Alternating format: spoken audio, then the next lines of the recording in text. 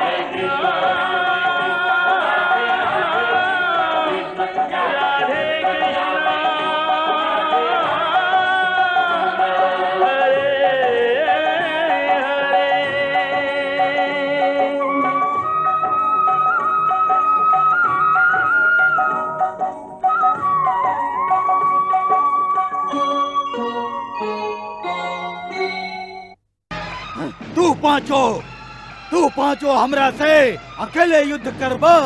हाँ हाँ, भला एकरा में आपत्ति का बा?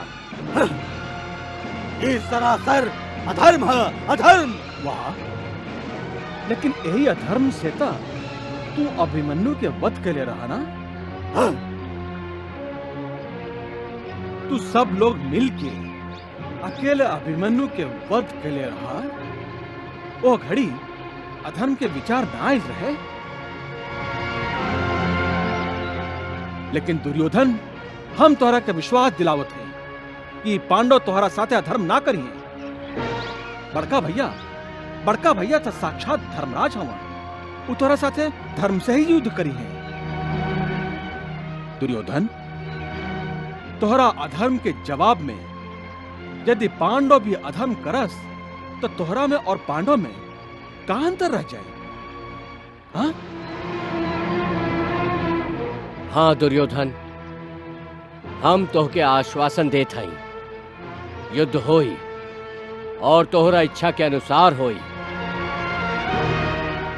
तू जौना शस्त्र के साथ युद्ध कईल चाहबा, वही शस्त्र के साथे तोहरा संगे युद्ध कईल जाई। हम लोग पांचों पांडव में से खाली एक पांडव तोहरा संगे युद्ध करी, और यदि तू बाण से युद्ध कईल चाह तो अर्जुन बाणन, यदि तू तलवार से युद्ध कईल चाह तो नकुल बाणन, और यदि तू भाला से युद्ध कईल चाह तो हम स्वयं हई। एकर चयन करे के अधिकार हम तोहरा के देत हई दुर्योधन। ये तू पांडवन के चाल है, चाल। यदि हम तुहार एक भाई से लड़के ओकरा के मार देब तो तू चारों मिलके हमरा पर टूट पड़बा, टूट। हाँ? और फिर हमरा तू चारों से युद्ध करे के पड़ी। युधिष्ठिर, ऐसन युद्ध से का लाभ? ना दुर्योधन, ए युद्ध के हार जीत के फैसला खाली एक ही पांडव के युद्ध से होई। यदि तू जीत गईला तो हम लोग सभे पांडव अपन हार मान ले। ई पृथ्वी तोहार हो जाई, हस्तिनापुर भी तोहार हो जाई और हम सभे वनवास खातिर चल जाई।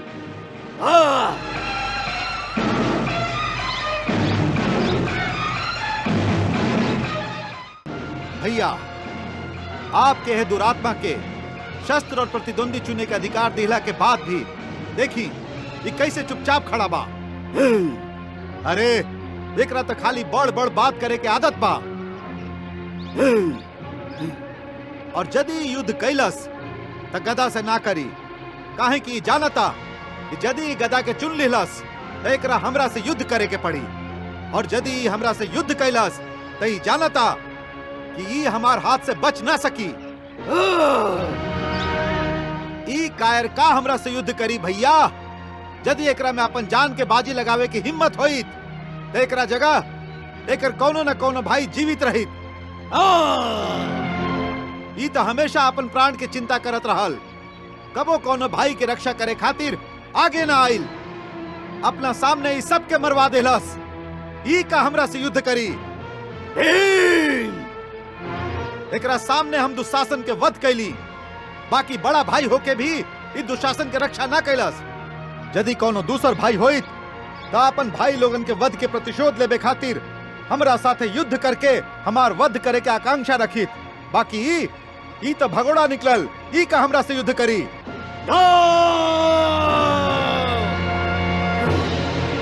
ई तो खाली एगो निर्बल नारी के भरल राजसभा में अपमान कर सकेला, बाकी हमरा से युद्ध ना कर सकेला।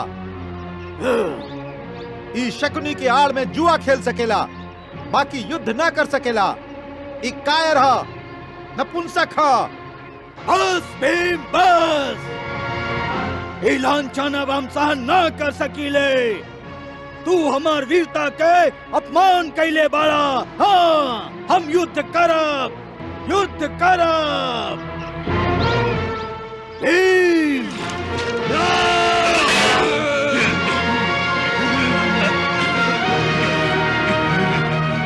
भीम, हम तोरे से युद्ध करब, तोरे से।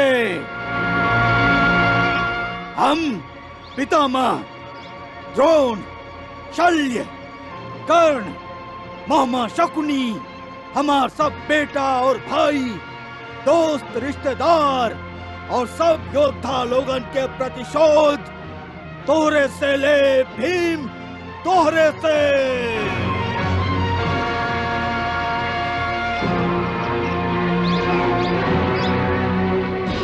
बहुत बड़ भूल कैला तू बेटा, बहुत बड़ भूल कैला तू।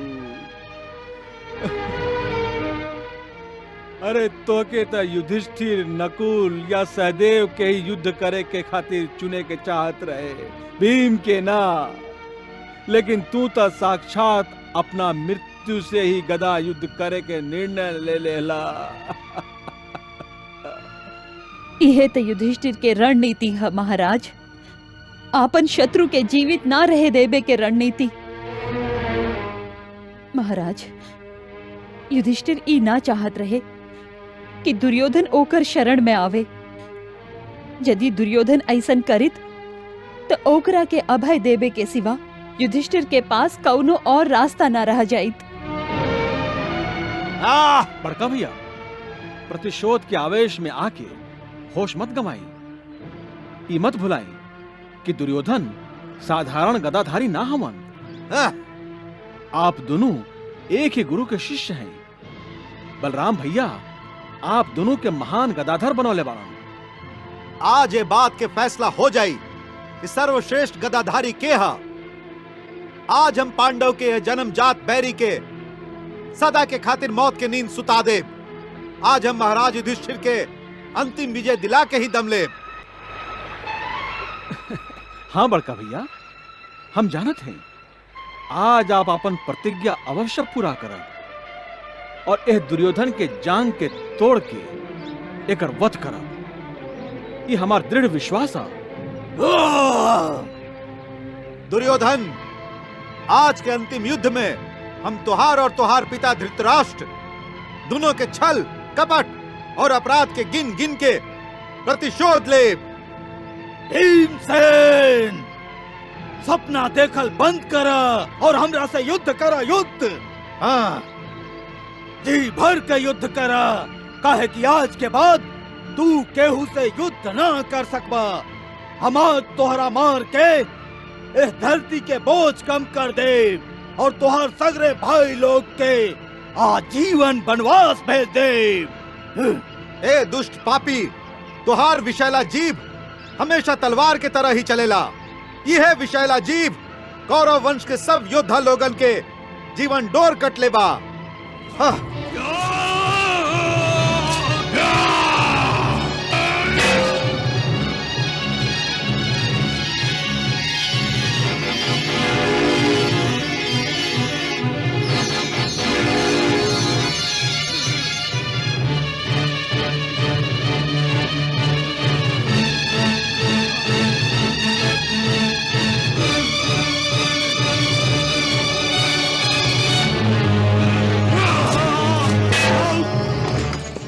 सारथी, अगर तुहार रथ के गति ये रहल तो कुरुक्षेत्र तक पहुंचे खातिर हमके अगला जन्म के इंतजार करे के पड़ी।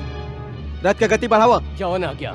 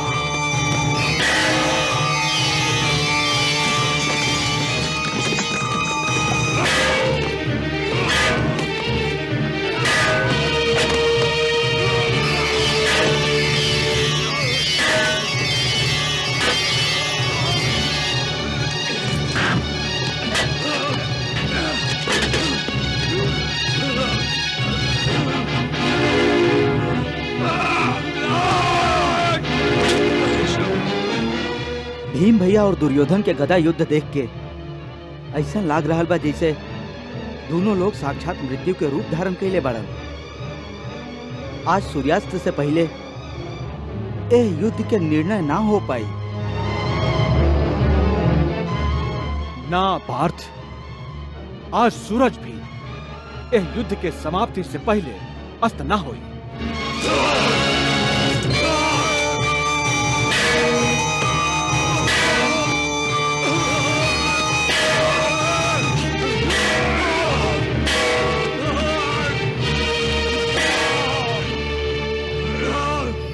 नकुल, दुर्योधन के ई भयंकर आवेश देख के हमके भार्गव शुक्राचार्य की नीति शास्त्र याद आ रहा बा। वो कहले रहन कि जब एगो योद्धा अपना मृत्यु के भय से रणभूमि छोड़ के भाग जाला, बाकी जब विवश होके ओके फिर रणभूमि में लौटे के पड़ेला, अपना शत्रु के साथे युद्ध करे के पड़ेला, तब ऐसा शत्रु के साथे युद्ध करे वाले योद्धा के सावधान रहे के चाहिए। माने उनका कहे के ई अर्थ रहे कि ऐसा योद्धा आपन जान हथेली पर लेके ही युद्ध करेला।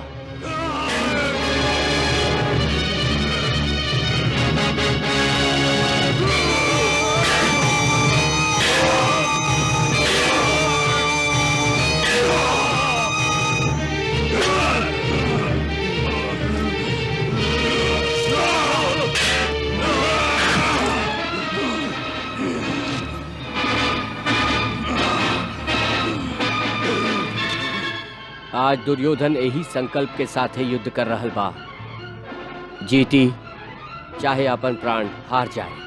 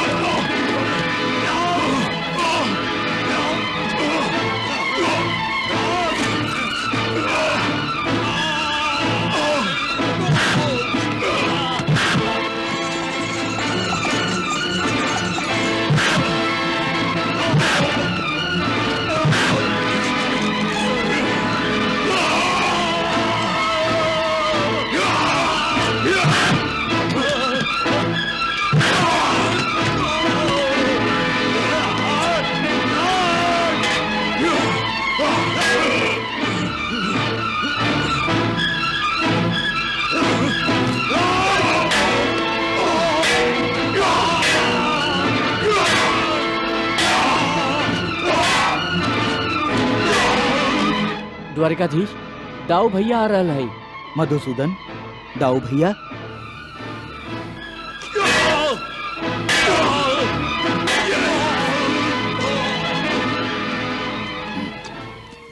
हाँ? कन्हैया, दाऊ भैया। कन्हैया, कन्हैया। प्रणाम दाऊ भैया। कन्हैया, कन्हैया, हम लोग के युद्ध रोके के हुई।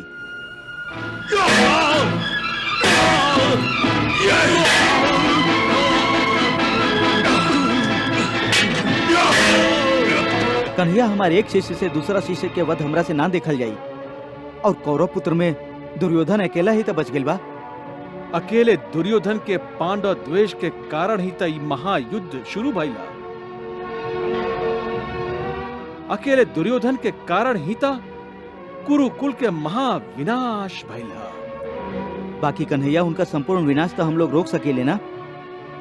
कन्हैया, अगर हम आदेश दी तो दुर्योधन हमारा आज्ञा ना करे, और युधिष्ठिर भी हमारा आज्ञा के पालन अवश्य करिए। दाऊ भैया, लेकिन लेकिन कुछ ना कन्हैया, हम अभी यह युद्ध के रोके जाते हैं। दाऊ भैया, अरे सुनी दाऊ भैया।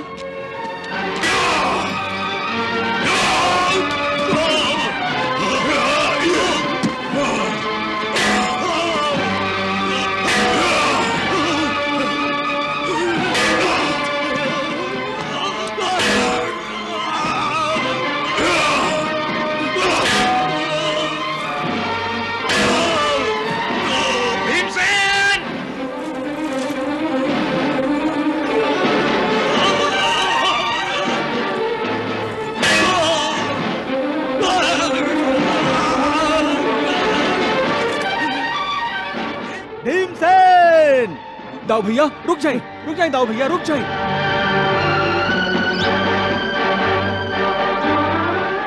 भीमसेन, गदा युद्ध में नाभि के नीचे प्रहार ना कल जाए, इस सिद्धांत जान के भी तू दुर्योधन के जांघ पर प्रहार कैसे कैला?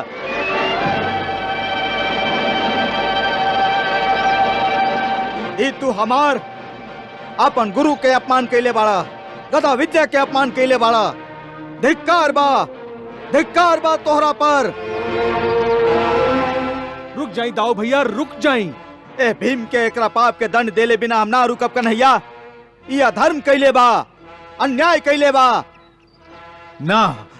एकर पाप के दंड हम एकरा अवश्य देब। दाऊ भैया,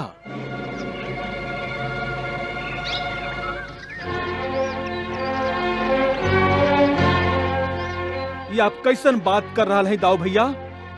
भीम भैया कोनो अधर्म नहीं कैले, कोनो अन्याय निखन कैले, कोनो पाप निखन कैले। कन्हैया, हाँ दाऊ भैया, का अपन प्रतिज्ञा के पूरा कैल कौन पाप है, अधर्म है? भीम भैया खाली अपन प्रतिज्ञा पूरा कैलन है, जे उ दूत सभा में ले रहन। तभी यह दुर्योधन द्रौपदी के अपमान करत घड़ी उनका के अपना जांग दिखा के अपना गोदी में बैठे के कहले रहे।